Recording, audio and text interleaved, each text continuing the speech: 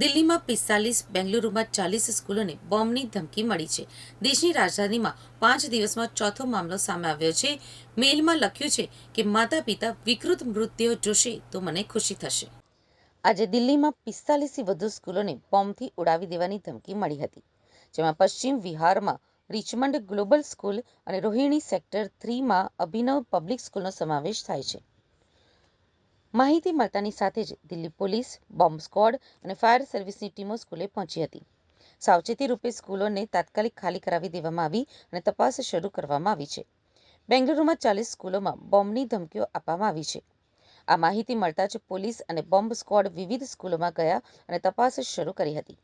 ધમકી ભર્યા મેલમાં કહેવામાં આવ્યું છે કે હું તમારા બધાને આ દુનિયામાંથી ખતમ કરી દઈશ.